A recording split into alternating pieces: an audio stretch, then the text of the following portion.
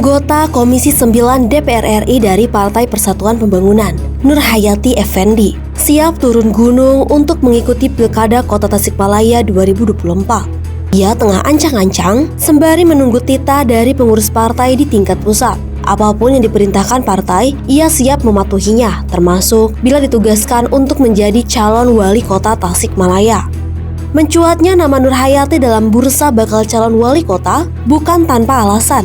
Selain punya pengalaman dan jejaring politik yang luas di tingkat nasional, kehadirannya dalam Pilkada Kota Tasikmalaya menjadi angin segar bagi kaum perempuan. Pasalnya, hingga saat ini, perebutan tampuk kepemimpinan di kota ini masih didominasi kaum Adam. Padahal, dalam sejarah Kerajaan Galunggung ada satu nama yang mendapat tempat istimewa lantaran merupakan satu-satunya perempuan yang memimpin kerajaan. Ia adalah Dewi Citrawati atau Batari Hyang Janapati.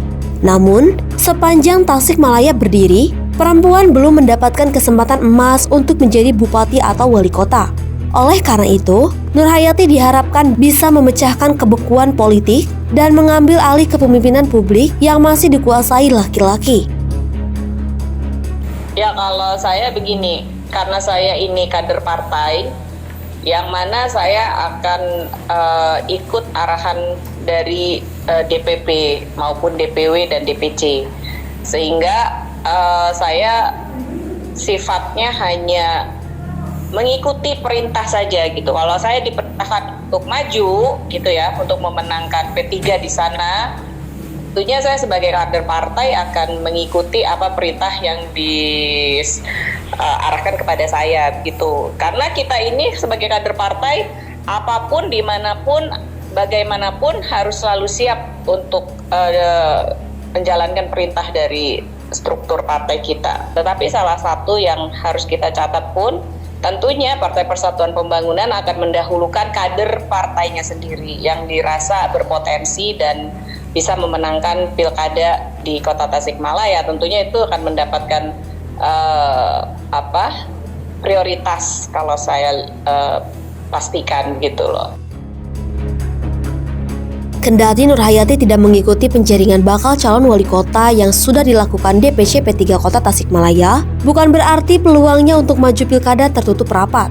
Perempuan kelahiran Tasikmalaya 20 November 1969 ini menegaskan kalau kesempatan tersebut masih terbuka lebar karena peluit akhirnya ada di pengurus partai tingkat pusat. Namun, suara dari bawah pun tidak bisa dikesampingkan dan pasti akan jadi pertimbangan para elit dalam mengambil keputusan. Hal lain yang tak kalah penting juga adalah hasil survei. Sebagai caleg DPR RI yang mendulang suara banyak tapi belum bisa dipastikan masuk Senayan lantaran terbentur ketentuan ambang batas, Nurhayati punya modal elektoral yang tinggi. Apabila saya ditanya berminat atau tidak berminat, kalau sepanjang itu adalah permintaan dari masyarakat yang memang meminta saya untuk maju, meminta saya untuk mewakili mereka gitu ya, karena harapan-harapan mungkin yang ada sekarang ini di masyarakat atau melihat kinerja saya sebelumnya sebagai anggota DPR RI gitu ya. Ya tentunya saya sebagai orang Tasik ya tidak mungkin menolak begitu. Tapi itu pun kalau memang ada restu dari Partai Persatuan Pembangunan dan juga masyarakat setempat yang menginginkan saya gitu. Kita memang diperintahkan oleh struktur pusat, Bapak dari DPP, kita diperintahkan untuk sekarang fokus kepada pilkada. Jadi Partai Persatuan Pembangunan memerintahkan kepada semua kader P3 yang mempunyai potensi untuk maju di pilkada untuk maju pilkada dan memenangkan di setiap daerah gitu. Jadi kita harus membesarkan P3 memang dimulai dari daerah-daerah yang harus dipimpin oleh kader-kader partai P3 sendiri gitu loh. Sehingga nanti 2029 harapan kami P3 bisa besar kembali dan tentunya 2029 kan tidak ada parliamentary threshold-nya lagi kan, diharapkan 1 atau 1,5% atau 2% gitu. Nah setidaknya P3 insya Allah bisa masuk ke dalam parlemen lagi tahun 2029 gitu. Nah tetapi sementara menunggu itu untuk kejayaan P3 di 2029, tentunya kita juga perlu memenangkan pilkada di beberapa daerah gitu. di Indonesia yang sekarang terjadi, sehingga P3 pun sekarang pengurus semua dari DPP tingkat pusat, wilayah dan daerah mendorong para kadernya untuk maju dalam pilkada, untuk memenangkan pilkada ini. Bagi sebagian warga Kota Tasikmalaya, sosok Nurhayati dipastikan sudah tidak asing lagi. Ia sudah hampir 10 tahun menjadi legislator di DPR RI dan sering menemui masyarakat untuk menampung dan menyampaikan aspirasi. Dalam Pileg 2024 ini, kembali maju dan berhasil mengumpulkan suara hampir 70.000. Namun, lantaran perolehan suara P3 secara nasional berada di bawah 4%, Nurhayati belum bisa dipastikan kembali bertugas di DPR RI untuk periode ketiganya. Di tengah dinamika politik yang terjadi di luar dugaan, nama Nurhayati muncul dalam bursa bakal calon wali kota Tasikmalaya. Kendati tidak mengikuti penjaringan bakal calon wali kota yang dilakukan DPC P3 Kota Tasikmalaya, Nurhayati memastikan dirinya masih punya peluang untuk ikut pilkada.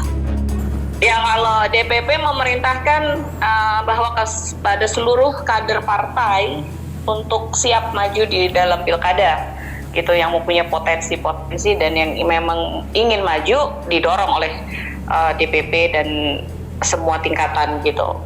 Nah, kalau kita lihat bagaimana peluangnya, ya tentu peluang itu karena ini adalah dalam politik kan dinamis ya.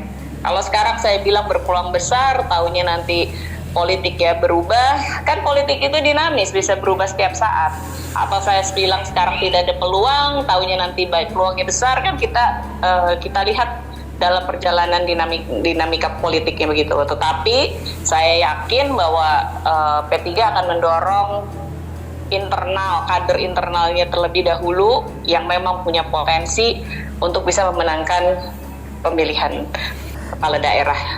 Jadi kalau kita lihat bagaimana peluangnya, ya nanti kita lihat nanti. Kalau sekarang sampai saat ini kami kan 12 kursi ya yang harus di parlemen ini, tentunya akan diberikan kompensasi oleh struktur gitu, oleh DPP kepada kursi ini, untuk mungkin ada yang maju di pilkada, mungkin ada yang ditempatkan di mana gitu. Jadi kita lihat aja ke depan.